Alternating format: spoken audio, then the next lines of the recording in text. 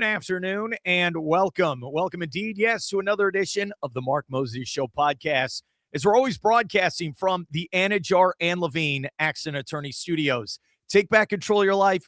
Call them today here in the new year and get more details on my website at markmoseyshow.com.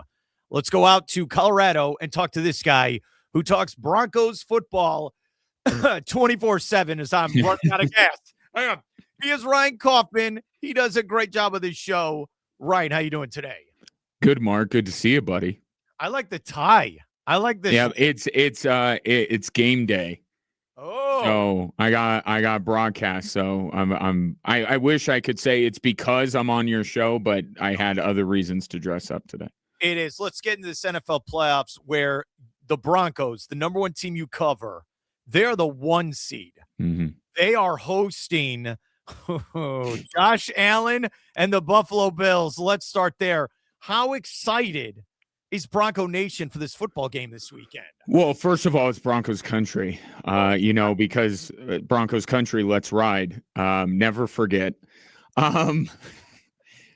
Look, they're extremely excited. I think what Sean Payton has done is gotten this team here faster than anyone could have expected. I'm saying number 1 seed, home field advantage, all that kind of stuff. He's gotten them here faster than anyone could have expected, and I think that has amped up Broncos fans even more so. I have noticed just the slightest dip in morale because of who they're playing. I think they would have rather played Houston. I think they would have rather played LA. They certainly would have rather played Pittsburgh. In a lot of ways, this is the worst potential matchup. It hasn't put a huge damper on it, but I do think that people are a little nervy with Josh Allen coming into the building on Saturday. Are you sold on Bo Nix as this is the guy for the next 10 years there for Bronco country? I am learning. Is that it? No, I am not. What I can say that is good for him is that we did not really see a real regression in year 2, which we see with a lot of young quarterbacks.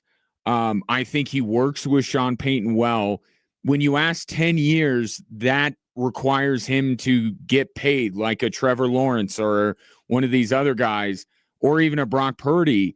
I think best case scenario, he's Brock Purdy, and I think he has a ways to go. So if you ask me, between now and the end of his rookie deal, absolutely. I think that the Broncos are perfectly content loading up around him and giving it a go. But that day of reckoning, as it happens with all teams, is coming in 4 years or whatever it is. And I just don't know if we're going to be sitting there at that point and saying, yeah, Bo Nix is the guy worth $250 million.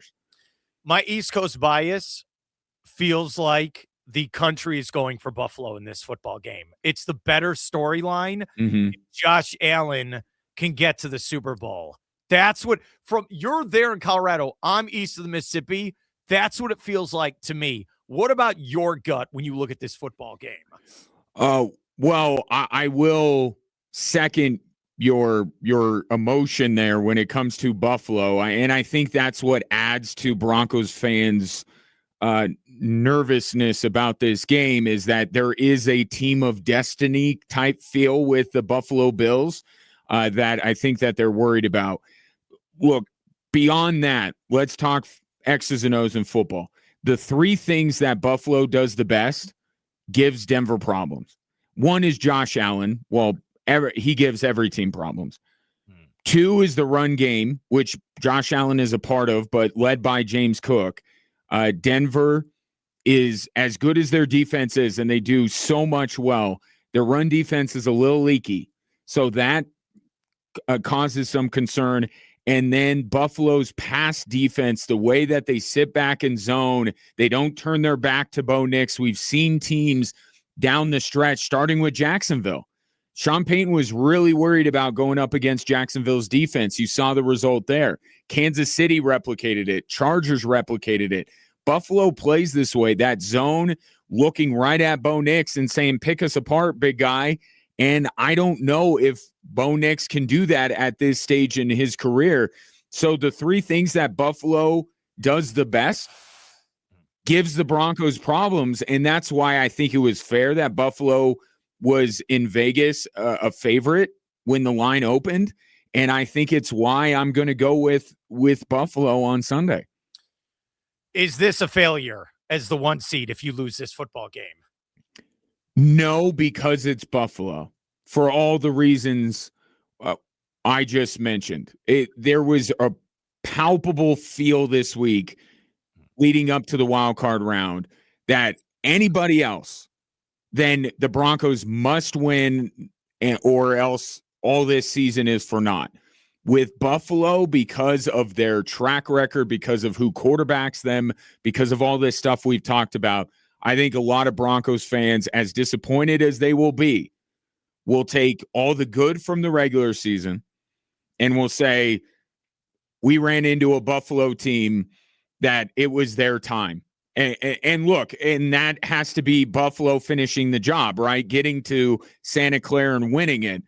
But I think if Buffalo does that, as disappointed as Broncos fans will be, I don't think they'll look at this season as a failure. If it were any other opponent, I think the answer would be different.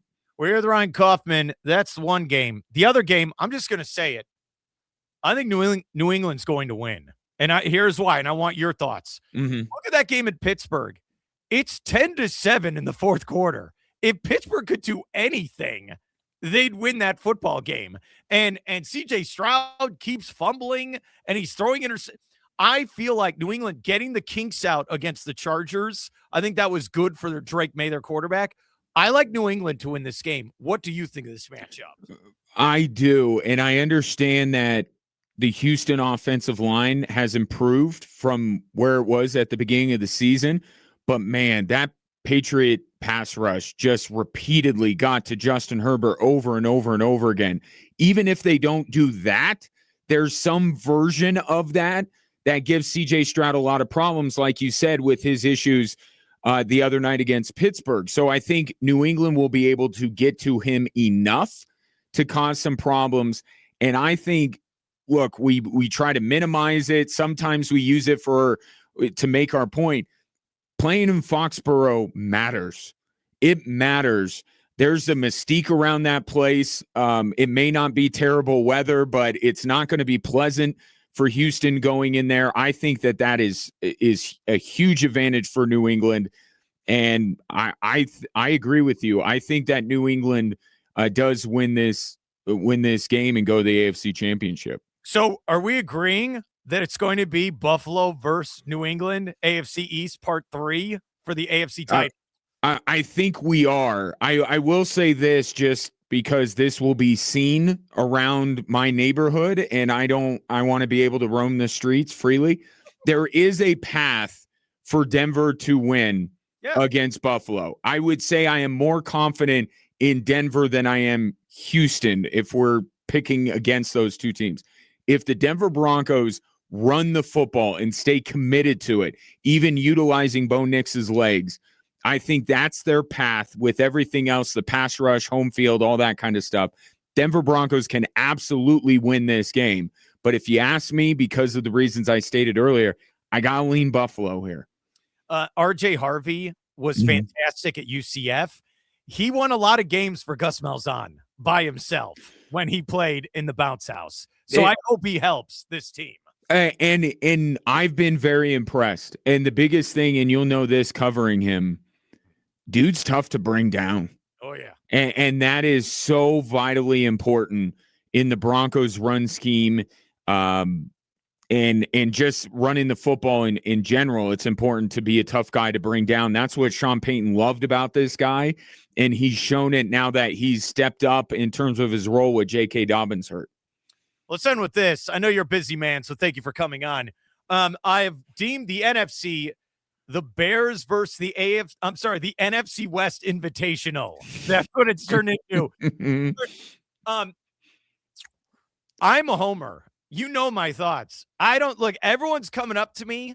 They're like, the Rams are going to kill you. Rams are going to do that. I don't care.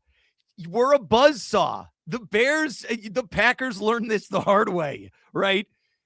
I think everything has to go right. I think my Bears are going to the NFC Championship game. I think we're winning this game. How about you? This is where we will break away. I do think the Rams, and and this is not me sucking up to you, but this is like legitimate because I was a huge Caleb fan.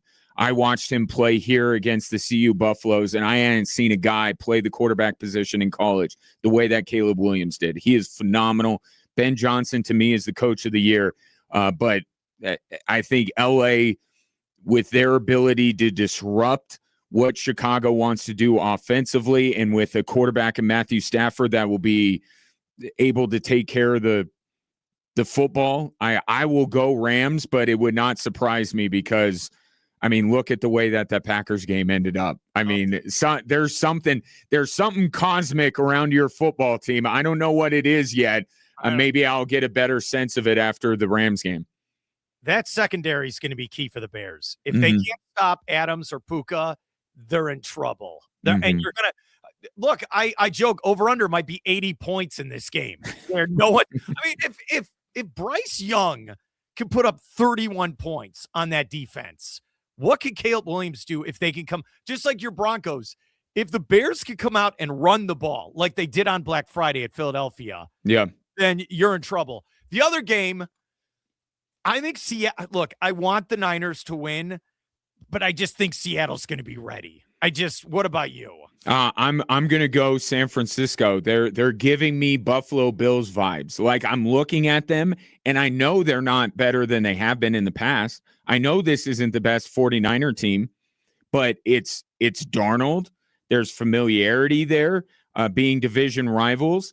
And I can't, as much as I like Mike McDonald, I can't bet at this stage against Shanahan.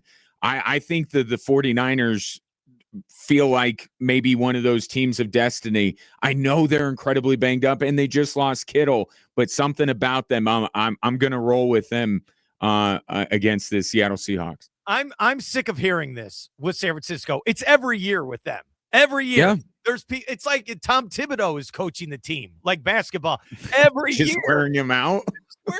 And what I love is just some other scrappy white guy just shows up. Where are these guys coming from? Nonstop. All right, I'll play fullback. All right, I got tight end. Juwan Jennings is throwing touchdown passes. What is happening here? Yeah, and look, and it's coaching. It's coaching, Mark. And the teams that we cover or follow the most talk about the difference that Ben Johnson has made. Oh. With not that radically different of a roster. Out here, Sean Payton has made all the difference in the world for this Denver Broncos team. I mean, let's give some love to these coaches. There's so many of them this year that could be a coach of the year, but has made all the difference in so many places. And San Francisco is one of those that every year they've had this with Shanahan. Now that he's got Robert Saleh back, coaching matters in the NFL. Absolutely.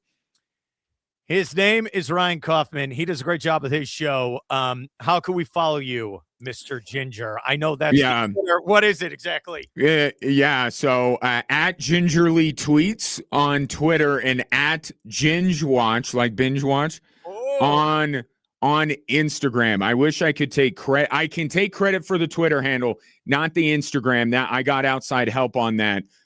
So there you go. So I'll be on Twitter like, all right, I got to tag Ryan. So I start typing in Ryan. I'm like, nah, that's not it. I got to find it. All right. Thank you so much for your help, buddy. And good luck with the coverage this weekend. All right. Yeah. You too, buddy. Good to see you.